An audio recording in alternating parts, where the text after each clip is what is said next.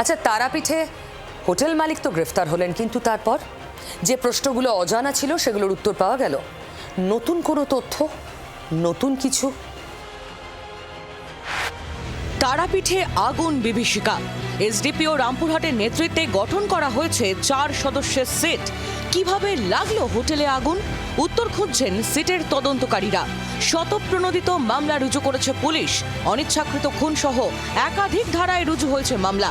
গ্রেফতার করা হয়েছে হোটেল মালিক প্রবীর পাল সহ তার ছেলে কল্যাণ পালকে। ইতিমধ্যেই হোটেলের মালিক এবং তার ছেলেকে গ্রেপ্তার করা হয়েছে এবং এই গোটা ঘটনায়, অর্থাৎ এরকম সিঁড়ি বন্ধ থাকলে জরুরিকালীন অবস্থায় মানুষকে একেবারে বিপদের মুখে যে পড়তে হতে পারে সেটা জানা সত্ত্বেও তারা সিঁড়ির যে তালা সেটা বন্ধ রেখেছিল। ফলে সেই কারণেই এই ধৃত অভিযুক্তদের বিরুদ্ধে অনিচ্ছাকৃত খুনসহ একাধিক ধারাতে মামলা রুজু করেছে শতপ্রণোদিতভাবে পুলিশ। একাধিক বেনিয়মের অভিযোগে বন্ধের নোটিশ দেওয়া হয়েছে 15টি হোটেলকে।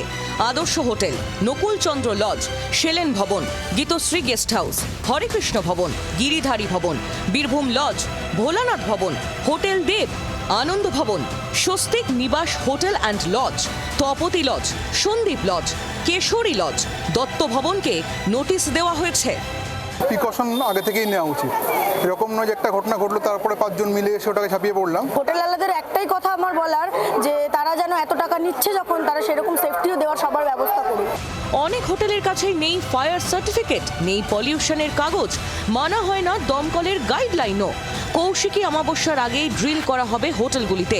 আগে দেওয়া নির্দেশিকা না মানাতেই এবার বন্ধের নোটিশ। এর আগেও আমরা অনেকটা হোটেলকে নোটিশও করেছিলাম, কিন্তু তাদের কাছ থেকে সেরকম আমরা রেসপন্সটা পাচ্ছিলাম না। কিন্তু যেহেতু এত বড় ইনসিডেন্ট কালকে ঘটেছে তারাপীঠে, আমরা আজকে আরও 15 হোটেলস আছে যাদেরকে আমরা ক্লোজার নোটিশ পাঠাচ্ছি। তাদেরকে ইমিডিয়েটলি ক্লোজ করা হবে। তারাপীঠের হোটেল সংলগ্ন এলাকায় পুকুরে তল্লাশি চালিয়েছে ডিএমজি টিম। হোটেলের আগুন থেকে বাঁচতে সোমবার কেউ পুকুরেও ঝাঁপ দিয়েছিলেন বলে জানা গিয়েছে। কেউ গাছ বেয়ে নেমে আসে, কেউ অন্য উপায়ে বেরোনোর চেষ্টা করছিলেন এবং একেবারে তার পাশেই একটি পুকুর রয়েছে। এই মুহূর্তে আমরা যে ছবি দেখতে পাচ্ছি যে ডিএমজির যে টিম তারা বোট নামিয়েছে এবং তারা তল্লাশি অভিযান চালাচ্ছে। মুখ্যমন্ত্রী শুভেন্দু অধিকারীর নির্দেশে সোমবারই গঠন করা হয়েছিল অডিট কমিটি। মঙ্গলবার অগ্নিকাণ্ডের ঘটনায় প্রথমবার এসডিও অফিসে বৈঠকে বসেন অডিট কমিটির প্রতিনিধিরা। সেই বৈঠকেই 15টি হোটেলকে বন্ধ করে দেওয়ার সিদ্ধান্ত নেওয়া হয়।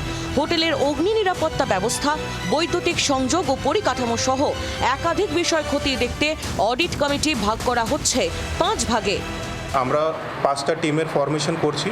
এই 5টা টিমের মধ্যে আমাদের ফায়ারের লোক থাকবে, ইলেকট্রিসিটির লোক থাকবে, পিডব্লিউডি সিভিল, পিডব্লিউডি ইলেকট্রিক্যালের লোক থাকবে, এসডিপিও থেকে পুলিশেরও লোক থাকবে। এরা প্রত্যেক হোটেলে গিয়ে এরা জয়েন্ট ইন্সপেকশন করবে। দেখলেই বোঝা যাচ্ছে বেআইনি নির্মাণ। তো এ তো ব্যাধি, বাংলার ব্যাধি যতগুলি আছে চিহ্নিত করেন, তার মধ্যে একটা বেআইনি নির্মাণ। তো মুখ্যমন্ত্রী বলেছেন এবং আশা করছি প্রশাসন এ নিয়ে কঠোর ব্যবস্থা নেবে।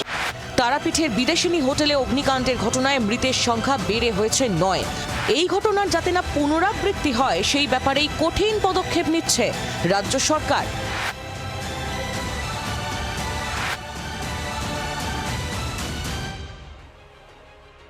তারাপীঠে মোট 15টি হোটেলে তালা ঝোলাতে চলেছে প্রশাসন। প্রশাসনের নজরে থাকা অধিকাংশ হোটেলগুলি রয়েছে অলিগলিতে। নোটিশ পাওয়া হোটেলের তালিকার ফার্স্ট বয় হচ্ছে আদর্শ লজ। দেখুন কিভাবে সেখানে চলছিল হোটেল। যে হোটেলের সামনে এসে আমরা যে ছবি দেখতে পাচ্ছি সেটা রীতিমতো কিন্তু শিউরে ওঠার মতন। কোনো প্রশস্ত রাস্তা নেই, অর্থাৎ কোনো রকম দমকল বা অ্যাম্বুলেন্স ঢোকার মতন রাস্তা তো নেই। তার পাশাপাশি এই হোটেল কর্তৃপক্ষ, হোটেলের ম্যানেজার, তিনি যেটা স্বীকার করে নিচ্ছেন ক্যামেরার সামনে, সেটা আরও বিস্ফোরক। তৃণমূলের আমলে 2016 সালে তৈরি হয়েছিল আদর্শ হোটেল। রয়েছে প্রায় 40টি ঘর। ম্যানেজারের দাবি প্রতিদিন গড়ে 30 থেকে 40 জন অতিথি থাকেন। অথচ ফায়ার সেফটি সার্টিফিকেটের জন্য আবেদন করা হয়েছে 2026 সালের জুলাই মাসে, অর্থাৎ হোটেল তৈরির প্রায় 10 বছর পর। ফায়ারের জন্য অ্যাপ্লিকেশান করা হয়েছে, এবার ফায়ার চলে আসবে। বাকি আমরা ফায়ারের জন্য তো জলের লাইন সবই করা আছে। কবে থেকে এই হোটেল, কত বছরে? এটা মোটামুটি আপনার ধরে রাখুন 2016-17 হবে। 2016-17-তে, আর আপনি 2026 সালে জুলাই মাসেতে গিয়ে ফায়ার সেফটির জন্য ইয়ে করছেন, সার্টিফিকেটের আবেদন করছেন, মানে এতদিন যেটা অ্যাপ্লাই করেননি না। Fire certificate. অগ্নিকাণ্ডের মাত্র 7 দিন আগে হোটেলে ফায়ার রিজার্ভার সহ অগ্নি নিরাপত্তার কিছু সরঞ্জাম বসানো হয়েছে। গত এই 10 বছর ধরে কোনো রকম ফায়ার সেফটি সার্টিফিকেট ছাড়া, এনওসি ছাড়াই কিন্তু এই হোটেল চলছিল। হোটেলের মালিক নিতাই মাল বীরভূম জেলা পরিষদের তৃণমূল সদস্য। তার দাবি, তিনি ফায়ার সেফটির বিষয়ে কিছুই জানতেন না। এত বছরে আপনার মনে হয়নি যে ফায়ার সেফটি সার্টিফিকেট লাগে? অতটা জানতাম না, বুঝলেন। তাহলে এখন হঠাৎ করে আপনার মনে হলো কেন? কিছুদিন আগে চিঠি করেছিল, মাসখানেক আগে এসডিও সাহেব, সেই মতো আমি দিন 15 আগে থেকেই পাইপ লাইনের কাজ এবং যত কিছু করা 15 দিন আগে থেকেই সব করতে লেগেছি। তালিকা 2 নম্বরে রয়েছে নকুল চন্দ্র লজ। একেবারে সরু গলির মধ্যে অবস্থিত এই লজ। 2007 সালে তৈরি হওয়া এই লজে রয়েছে বেশ কয়েকটি ঘর। প্রশাসনের লিস্টে থাকা আরও একটা লজের সামনে আমরা রয়েছি, যেগুলোকে ক্লোজার করা হবে বলে জানিয়ে দেওয়া হয়েছে। সেটা হচ্ছে নকুলচন্দ্র লজ। এই একই গলির মধ্যে, অর্থাৎ চণ্ডীপুরে, গলিটাও খুব সরু দেখা যাচ্ছে এবং এইটা হচ্ছে সেই লজ। একদম সরু গলির মধ্যে বোঝাই যাচ্ছে যেখানে যদি কোনো সময় আগুন লাগে কোনোভাবে দমকল পৌঁছানোর, এবং মেন রোড থেকে বেশ খানিকটা ভেতরে। নেই দমকল বা অ্যাম্বুলেন্স ঢোকার মতো রাস্তা, নেই fire safety certificate.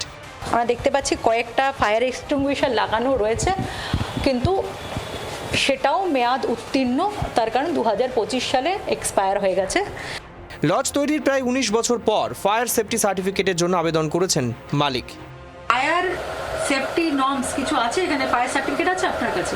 Fire certificate বলতে গেলে আমি অ্যাপ্লিকেশন করেছি। ওই দেখুন অ্যাপ্লিকেশনটা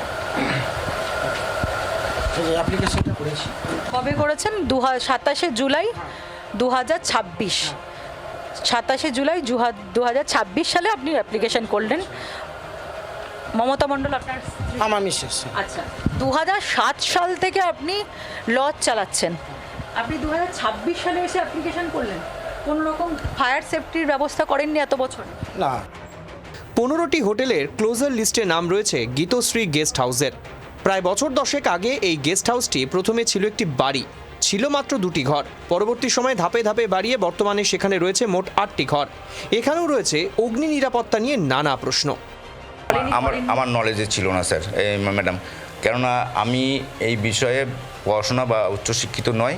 আমি ছেলে মেয়েকে হয়তো একটু পড়াশোনা শিখেছি, এই যাই হোক কারো করে, কিন্তু আমি একদম মানে শিক্ষার সময় বা খুব অভাবে মানুষ হয়েছি। তো এখানেই প্রশ্ন উঠছে টিআরডি এর ভূমিকা নিয়ে।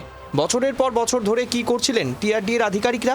কেন আগেই খতিয়ে দেখা হলো না হোটেলগুলির ফায়ার সেফটি সিকিউরিটির ব্যবস্থা? প্রশ্ন অনেক, উত্তর দেবে কে?